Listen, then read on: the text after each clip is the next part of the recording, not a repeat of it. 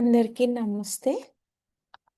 మనం GO MS 396 గురించి తెలుసుకుందాం. జియో 396 అనేది రెవెన్యూ డిపార్ట్మెంట్ నుంచి వచ్చిన జియో మనకి. సో ఆంధ్రప్రదేశ్ గవర్నమెంట్ వాళ్ళు 30th June 2026న ఈ జియోని రిలీజ్ చేశారు. ఈ జియో ప్రకారం రిజిస్ట్రేషన్ సేవా కేంద్రాలు అనేవి ఏర్పాటు చేయడానికి ప్రపోజల్ అనేది వచ్చింది. ఇది రిజిస్ట్రేషన్ సేవా కేంద్రాలు పబ్లిక్ ప్రైవేట్ పార్ట్నర్షిప్ మోడల్ ద్వారా ఎస్టాబ్లిష్ చేయబడతాయి. దీంట్లో ప్రైవేట్ పార్ట్నర్ ఎవరైతే ఉంటారో ఇన్ఫ్రాస్ట్రక్చర్, టెక్నాలజీ ఇంకా మ్యాన్ పవర్లో వాళ్ళు పెట్టుబడి పెడతారు. అలాగే ప్రతి డాక్యుమెంట్ కూడా రిజిస్ట్రేషన్ సేవా కేంద్రంలో రిజిస్ట్రేషన్ చేయడానికి ఫెసిలిటేషన్ చేయబడుతుంది. ఈ ఫెసిలిటేషన్ ఛార్జెస్ వచ్చేసి 2,000 రూపాయలుగా నిర్ణయించారు. ఈ 2,000 రూపాయలను చెల్లించి సిటిజన్ ఫెసిలిటేషన్ అనేది ఈ రిజిస్ట్రేషన్ సేవా కేంద్రాల ద్వారా పొందవచ్చు. సిటిజన్ డైరెక్ట్గా వెళ్ళి తన డాక్యుమెంట్ని రిజిస్టర్ చేసుకునే అవకాశం దీని ద్వారా గవర్నమెంట్ కల్పిస్తుంది. అలాగే ఈ ఆర్ఎస్కేల ద్వారా anywhere registration, advanced slot booking, integrated payments, public data entry ఇలాంటివన్నీ సిటిజన్స్కి ప్రొవైడ్ చేయాలి అనే ఉద్దేశాన్ని గవర్నమెంట్ ఎస్టాబ్లిష్ చేసింది. అలాగే ఆర్ఎస్కేలో ఈ ఆర్ఎస్కే అనేది ఒక సబ్ రిజిస్ట్రార్ ఆఫీస్కి సంబంధించిన ఆఫీస్గానే పరిగణించబడుతుంది. ఆర్ఎస్కే ద్వారా వెళ్ళిన ప్రతి డాక్యుమెంట్ ఎస్ఆర్ఓ ఆఫీస్లో రిజిస్టర్ ప్రాసెస్ అయినట్లుగానే భావించాలి. అలాగే ఈ రిజిస్ట్రేషన్ సేవా కేంద్రాలు అనేవి ప్రతి జిల్లా హెడ్ క్వార్టర్స్లో కూడా ఎస్టాబ్లిష్ చేయాలి అనేసి గవర్నమెంట్ ఈ జీవో ద్వారా ప్రకటించింది. సో ఈ జీవో ఇలా ఉండగా ఇవి different aspects of the GO ఇప్పుడు మనం మాట్లాడుకున్నవి. ఈ జీవోకి సంబంధించి ఎవరెవరికి ఎలాంటి ఎఫెక్ట్ పడుతుంది అనేది మనం చూసుకుంటే దీంట్లో మెయిన్గా 4 టైప్స్ ఆఫ్ పీపుల్ ఎఫెక్ట్ అవుతారు. ఒకటి జనరల్ పబ్లిక్, రెండోది వచ్చి డాక్యుమెంట్ రైటర్స్ లేదా ఇంటర్మీడియరీస్ అని అంటున్నారు కదా వాళ్ళు, అండ్ థర్డ్ వచ్చేసి మనకు గవర్నమెంట్, ఫోర్త్ వచ్చేసి మనకు ప్రైవేట్ పార్ట్నర్ ఎవరి గురించి అయితే మాట్లాడుతున్నారో ఈ రిజిస్ట్రేషన్ సేవా కేంద్రాలకు సంబంధించి అతను. సో ఈ నలుగురిలో మెయిన్గా చూసుకున్నప్పుడు డాక్యుమెంట్ రైటర్స్ ఇప్పుడు ప్రస్తుతం అయితే ఈరోజు 20th July ఈ రోజున ఈ డాక్యుమెంట్ రైటర్స్ అసోసియేషన్ వాళ్ళు 10 days పెన్ డౌన్గా ప్రకటించారు. దాదాపు 31వ తేదీ వరకు పెన్ డౌన్ అంటే డాక్యుమెంట్స్ ఏవి కూడా వాళ్ళు డ్రాఫ్ట్ చేయడం లేదు, వాళ్ళు ఏ సర్వీసెస్ కూడా ప్రొవైడ్ చేయడం లేదు. ఎందుకు అంటే ఈ జీవో అనేది రద్దు చేయాలని వాళ్ళు కోరుతున్నారు. ఈ జీవోని ఎందుకు రద్దు చేయాలి అనుకుంటున్నారు అంటే డాక్యుమెంట్ రైటర్స్ అనే వాళ్ళని ఈ రిజిస్ట్రేషన్ సేవా కేంద్రాలు అనేవి రీప్లేస్ చేయొచ్చు, లేదా డాక్యుమెంట్ రైటర్స్కి సంబంధించిన సర్వీసెస్ అన్నీ ఈ ఆర్ఎస్కేల ద్వారా ప్రొవైడ్ చేసే అవకాశం ఉంది అనే ఒక ఉద్దేశం కూడా ఉంది. బట్ యాక్చువల్లీ మెయిన్ ఇంటెన్షన్ ఏంటి అంటే రిజిస్ట్రేషన్ సేవా కేంద్రాల్లో ఫెసిలిటేషన్ మాత్రమే జరుగుతుంది. యాక్చువల్ ఎక్స్పర్టీస్ కానీ దాంట్లో వెరిఫికేషన్ కానీ చేసే అవకాశం లేదు. అండ్ అక్కడ మీరు చెల్లించే ఫీజు 2,000 రూపాయలు మాత్రమే. సో ఈ 2,000 రూపాయలకి సంబంధించి మీకు ఏ ఏ సర్వీసెస్ ఇంక్లూడెడ్ అనేది ఎక్కడ కూడా క్లారిటీ అనేది లేదు. సో ఈ స్టేజ్లో డాక్యుమెంట్ రైటర్ చేసే ప్రతి యాక్టివిటీని ఈ ఆర్ఎస్కే ద్వారా చేస్తారా లేదా అనే క్లారిటీ అయితే లేదు. బట్ డాక్యుమెంట్ని ప్రజెంట్ చేసుకోవచ్చు, రిజిస్టర్ చేసుకోవచ్చు అని జీవో ద్వారా చెప్పారు. బట్ డాక్యుమెంట్ ఎవరు డ్రాఫ్ట్ చేస్తారు, ఈ డాక్యుమెంట్ డ్రాఫ్ట్ అనేది ఇక్కడ వస్తుందా లేదా, ఈ దీంట్లో పార్టా కాదా అనేది అయితే ఇంకా జీవోలో క్లారిటీ అనేది లేదు. And citizen point of view నుంచి చూసుకున్నప్పుడు ఈ 2,000 రూపీస్ అనేది additional cost. Already citizen stamp duty, transfer duty, ఇలా మ్యూటేషన్ ఛార్జెస్ కానీ, యూజర్ ఛార్జెస్ కానీ, రిజిస్ట్రేషన్ ఫీ కానీ, డిఫరెంట్ ఫీజ్ అనేది for a property transaction citizen అనే వాళ్ళు పే చేస్తున్నారు ఆల్రెడీ రెవెన్యూ డిపార్ట్మెంట్కి. So revenue department is suppose to provide this service free of cost. ఇప్పుడు ఈ ఆర్ఎస్కే ద్వారా ఈ డాక్యుమెంట్ని ప్రొడ్యూస్ చేయడానికి అడిషనల్ 2000 రూపీస్ అనేది సిటిజన్ పే చేయాల్సిన అవసరం ఉంది.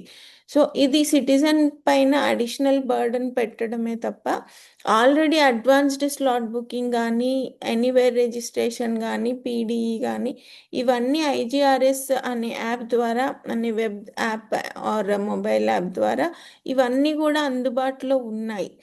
సో ఇలా ఆల్రెడీ ఉన్న సర్వీసెస్ని కొంచెం మాడిఫై చేసి ఒక ఆర్ఎస్కే ద్వారా ప్రొవైడ్ చేస్తూ దానికి అడిషనల్గా 2000 రూపీస్ ఛార్జ్ చేయడము అనేది సిటిజన్ పైన అడిషనల్ బర్డన్ వేసినట్టుగానే ఉంటుంది. And more over document writers వాళ్ళు తీసుకునే ఫీజులో భాగంగానే they are doing the public data entry, slot booking and all these services as part of their actually paid service. ఈ డాక్యుమెంట్ రైటర్స్ ఇవన్నీ కూడా చేస్తున్నారు. ఆల్రెడీ ఈ సర్వీసెస్ అన్నీ పబ్లిక్ ఈజ్ ఆల్సో అవైలింగ్. ఇప్పుడు ప్రజెంట్ కూడా స్లాట్ బుకింగ్ అనేది అందుబాటులో ఉంది అండ్ ఇట్ ఈస్ హ్యాపెనింగ్. మీరు ఐజీఆర్ఎస్ ఏపీ యాప్లో చూసారు అంటే దాదాపు 1.5 మినిట్లో రిజిస్ట్రేషన్స్ అయిపోయిన రోజులు కూడా ఉన్నాయి, సిచ్యువేషన్స్ కూడా ఉన్నాయి. That is actually very very ఏమంటారు, ఒక సంతోషించాల్సిన విషయం. ఎందుకు అంటే రెవెన్యూ డిపార్ట్మెంట్ అనేది చాలా అడ్వాన్స్డ్ టెక్నాలజీని యూస్ చేస్తూ సిటిజన్ సెంట్రిక్గా మారిపోతుంది. బట్ దేర్ ఈస్ స్టిల్ చాలా స్పేస్ ఉంది ఇంప్రూవ్మెంట్కి.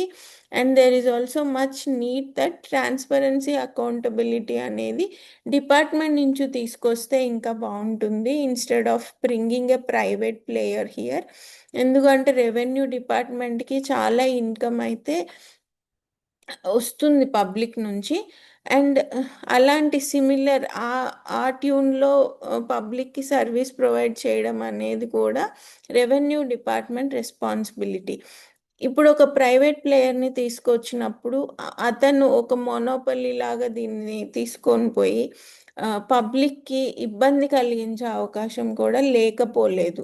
సో ఈ ప్రైవేట్ పార్ట్నర్ ఆర్ఎస్కే వీటిని ఎస్టాబ్లిష్ చేసేటప్పుడు ఏమేం ప్రోటోకాల్స్ ఫాలో అవుతారు, ఏమేమి ఏమంటారు కండిషన్స్ పెడతారు, how this PPP system along with RSK will go hand in hand and how it will be regulated, దాన్ని బట్టి ఉంటుంది. సో పబ్లిక్ నిజంగా దాని నుంచి బెనిఫిట్ పొందుతారా లేదు ఇంకొంచెం ఇబ్బంది పడతారా అనేది it is depending on how this will be regulated. ఇంకోటి ఏంటంటే చాలా సెన్సిటివ్ డేటా మొత్తం ఒక ప్రైవేట్ పర్సన్ విల్ హ్యాండిల్ ఇంకా ముందు నుంచి. సో చిన్న చేంజ్ జరిగినా కూడా చాలా నష్టం వచ్చే పరిస్థితి, ల్యాండ్ రేట్స్ కానీ ఇవన్నీ చాలా ఎక్కువ ఉన్నాయి. ఈ సిచ్యువేషన్లో ఒక ప్రైవేట్ ప్లేయర్ దగ్గర మనం డేటాని ఎంట్రస్ట్ చేసినప్పుడు దాంట్లో జరిగే చిన్న మిస్టేక్స్ కానీ, ఏవైనా మిస్రిప్రజెంటేషన్స్ కానీ ఎవరు రెస్పాన్సిబిలిటీ తీసుకుంటారు అనేది క్లారిటీ ఎక్కడ కూడా లేదు జియోలో కూడా. సో మేబీ ఇన్ ఫ్యూచర్ ఏమవుతుందో మనం చూడాల్సి ఉంది. అండ్ దీంట్లో అఫెక్ట్ అయ్యే ఇంకొకళ్ళు ఎవరు అంటే మనము గవర్నమెంట్ అనుకోవచ్చు. గవర్నమెంట్ ద్వారా ఈ ఆర్ఎస్కేస్ ఎస్టాబ్లిష్ చేసినప్పుడు ఈ పబ్లిక్ ప్రైవేట్ పార్ట్నర్షిప్లో రెవెన్యూ షేరింగ్ మోడల్లో ఇవైతే వర్క్ అవుతాయి. సో ఈ 2000 రూపీస్ క్యాప్ చేసిన ఛార్జెస్లో ఈ రెవెన్యూ ఎవరైతే ప్రైవేట్ పార్ట్నర్ ఉంటారో వాళ్ళు ఇన్వెస్ట్ చేసిన అమౌంట్ వెళ్ళిపోయిన తర్వాత, అది బ్రేక్ ఈవెన్ అయిన తర్వాత రెవెన్యూ షేరింగ్ అనేది అయితే ఉంటుంది గవర్నమెంట్ అండ్ ప్రైవేట్ పార్టీస్కి. It is well and good, but how the citizen is benefiting from this అనేది చాలా ఇంపార్టెంట్. సో దీంట్లో మనం ఇప్పుడు చూసుకున్నట్టయితే ఈ జీవో 396 వల్ల ఎవరు నిజంగా బెనిఫిట్ అవుతున్నారు, ఎవరు నిజంగా నష్టపోతున్నారు అనేది చూసుకుంటే డాక్యుమెంట్ రైటర్స్ అనే వాళ్ళని ఒక ఇంటర్మీడియరీస్గా భావించి వాళ్ళను రీప్లేస్ చేస్తారు అనే ఒక రూమర్ అయితే స్ప్రెడ్ అవుతుంది. But actually, RSKs are not expert centers. They are only facilitation centers. So experts అనే వాళ్ళు ఎప్పుడు కూడా రీప్లేస్ చేయబడటం లేదు. ఈ డాక్యుమెంట్ రైటర్స్కి వాళ్ళు ఇయర్స్ టుగెదర్ గ్యాదర్ చేసుకున్న ఎక్స్పీరియన్స్ కానీ ఇది మాత్రం ఎవరు రీప్లేస్ చేయలేరు, అది వాళ్ళతోనే ఉంటుంది.